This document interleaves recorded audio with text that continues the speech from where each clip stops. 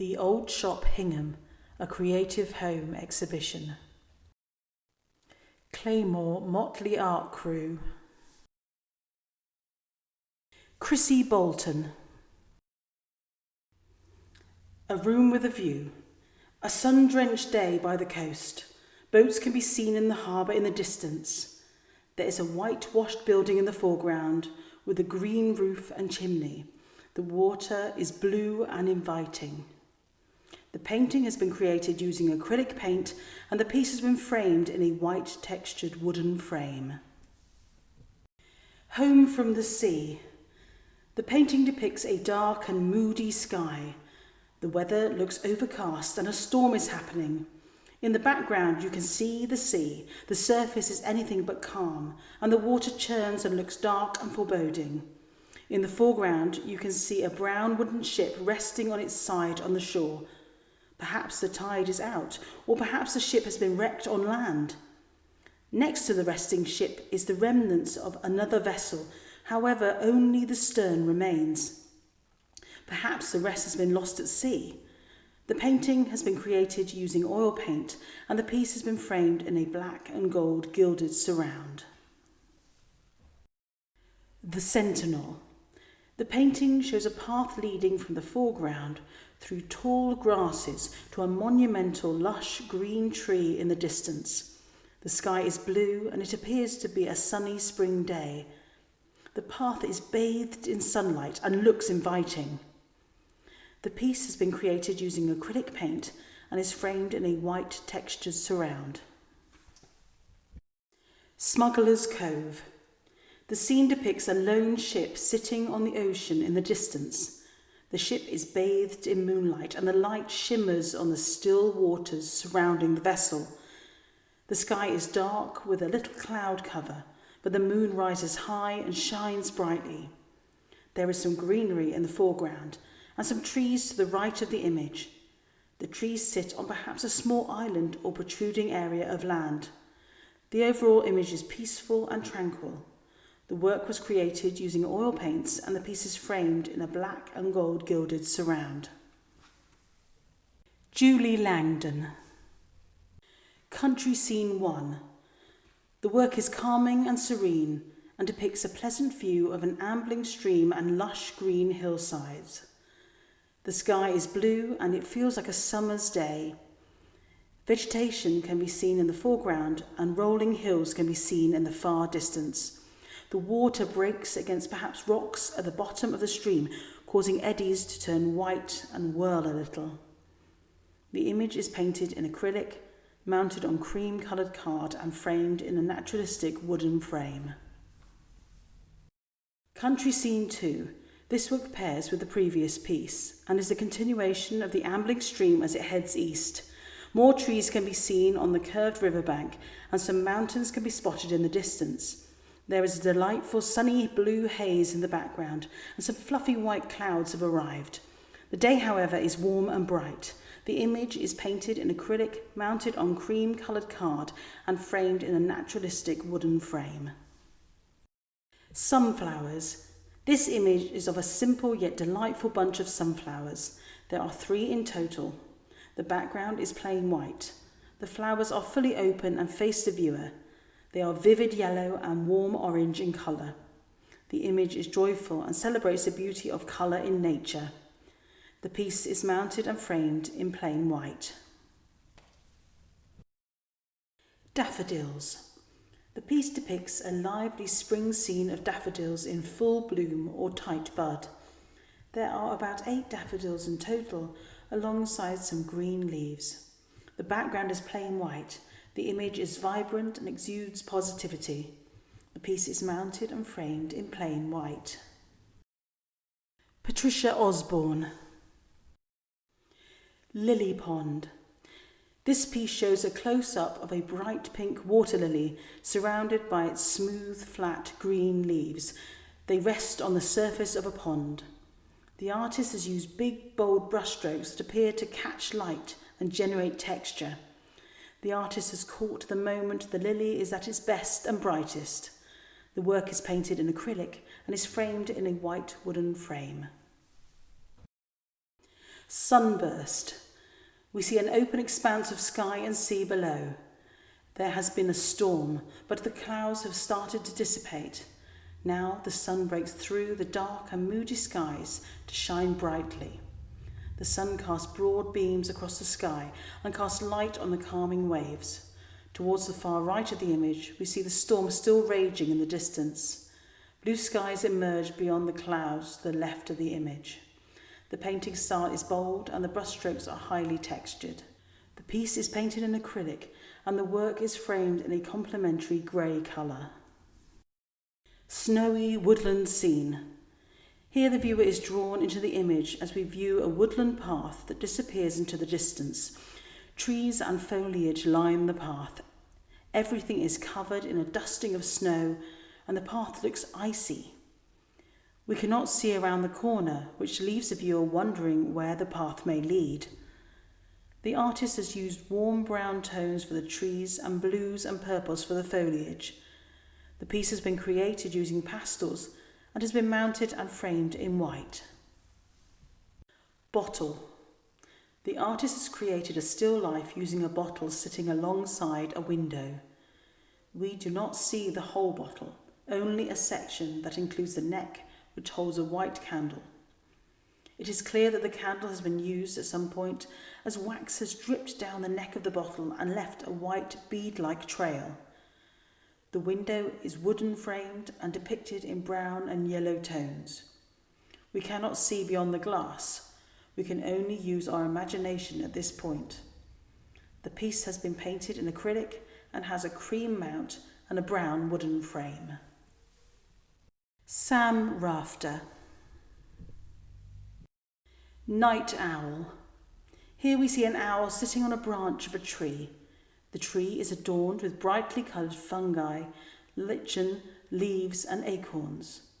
The owl faces the viewer with a gentle gaze. Its feathers look soft and are depicted in warm shades of cream and brown. The piece bursts with life and colour. The work is painted in gouache and is mounted and framed in a plain white surround. Hares. Here we have a playful and fun scene of hares gathering in dense, colourful undergrowth. The foliage is shown in vivid blues and greens. Dandelions fill the foreground. The hares appear mischievous, as if they are playing hide and seek. The animals are huddled together and appear to gaze back at the viewer, as if perhaps they have just been discovered. This piece was produced using gouache and ink. The work is mounted and framed in white. Morning coffee. This work shows a relaxed scene of an anthropomorphic ginger and white cat enjoying a cup of coffee while sitting at a bistro-style outdoor dining table. The cat wears glasses and a blue and white striped top. He appears to be reading a magazine that shows images of fish. The tablecloth is floral and immediately behind the cat we see a large green bush covered in dainty purple flowers. This piece was produced using gouache and ink. The work is mounted and framed in white. Purple iris.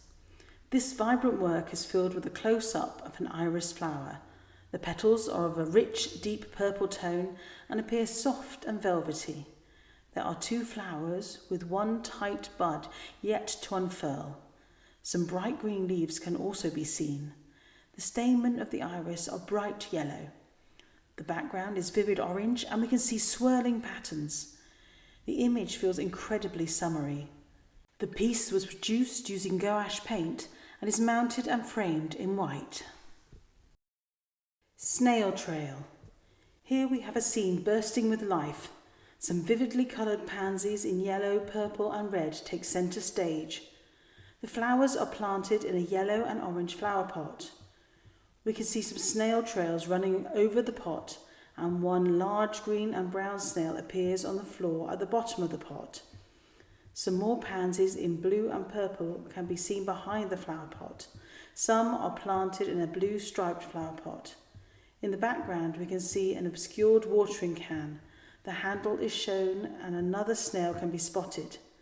The floor beneath the flower pot has a red and yellow checked pattern. This piece was produced using gouache paint and is mounted and framed in white. Seagull. This fun image of a shoreline shows a seagull sitting on a barnacle-covered purple wooden fence that may be part of a jetty.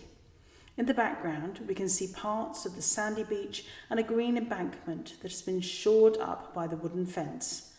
The sky is blue with a few white clouds. It looks like a lovely sunny day.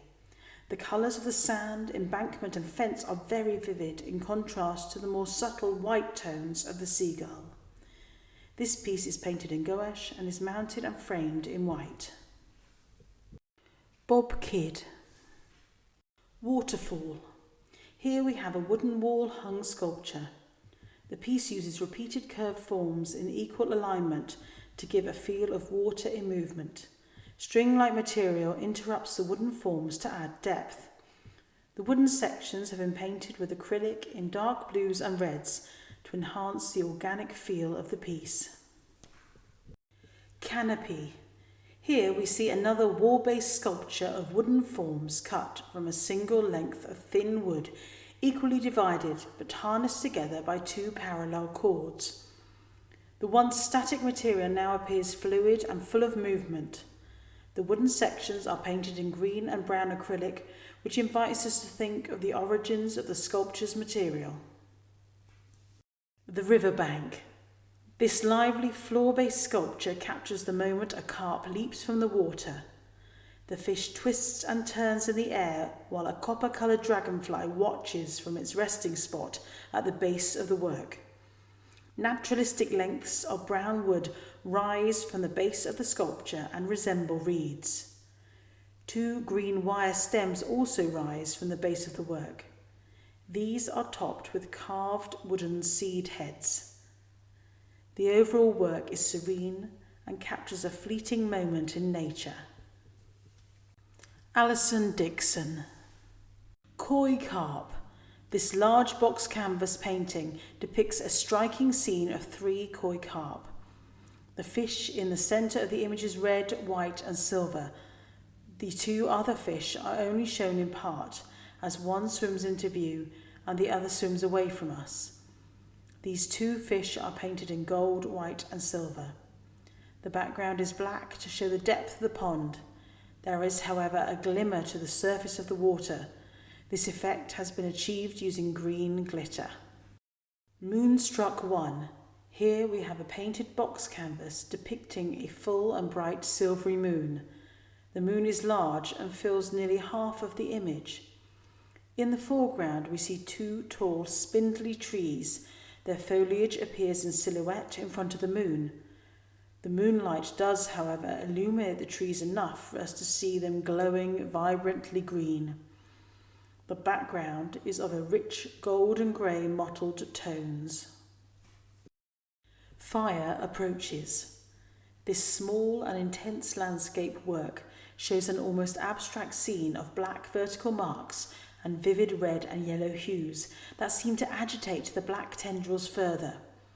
The piece makes the viewer feel the uneasy smouldering within the work.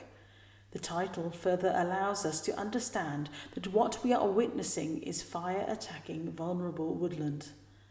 The painting is framed in a protruding black frame that makes the work feel almost 3-dimensional. Light ahead.